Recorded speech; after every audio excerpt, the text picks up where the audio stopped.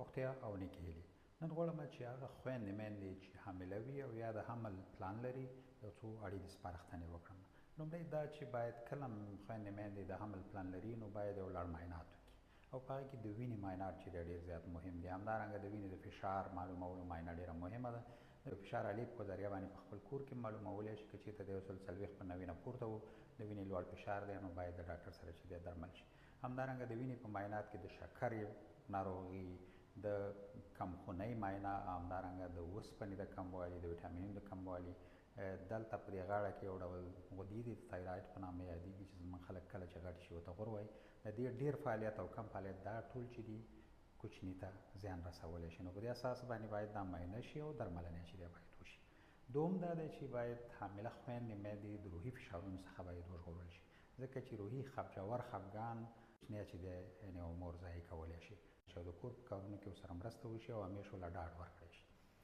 دریم چې دي یعنې خوراکي توکو کې باید ډېری چې دی د سبزیجاتو او تازه میوهجاتو څخه باید ګټه پورته کړي، ځکه چې په دې کې ډېر منرالونه او ویټامینونه شتون لري. خام توکي باید ونه خوري لکه خامه غوښه، خام شیدې، خام هګۍ، ځکه چې په دې کې د میکروب د شتون هغه شونتیا موجوده ده. نو په دې اساس باندې مور چې دی ناروغه کولی شي او دا هم چې دی ماشوم ته زیان رسولی شي. مساله جات زموږ او ستاسې خلک ډېر زیات پرې ګټه پورته کوي. دا چې دي حامله خویندو میندو ته ښه نه دي، دا د حمل د ضایع کېدو سبب کېږي. یعنې شراب څښل، همدارنګه دا د انرژي څښاک چې زموږ او ستاسو په ټولنه کې ډېر زیات دی، دا چې دی باید حامله خویندې میندې د دې نه ګټه باید پورته نه کړي. سګرټ، نسوار او نور مخدره توکي چې دی د دې نه باید حامله خویندې میندې ګټه پورته نه کړي. هر هغه څوک چې زموږ او ستاسو په کورونو کې یعنې سګرټ یا چرس څوک څکي نو دا باید د هغه کور کې چې حامله خویندې یا میندې موجودې وي نو هغې سره کور کې باید دننه ونه څکي، عادي وڅکي، ځکه چې که دغه لوګیا دی هم تنفس کړي نو د دوی کوچني ته چې دی زیان رسولی شي. همدارنګه حامله خویندې میندې باید د هغه خلکو سره ناسته پاسته ونه کړي چې ناروغان وي، ځکه چې دا ناروغي که چېرته دوا وي د دې کوچني ته چې دی زیان رسولی شي.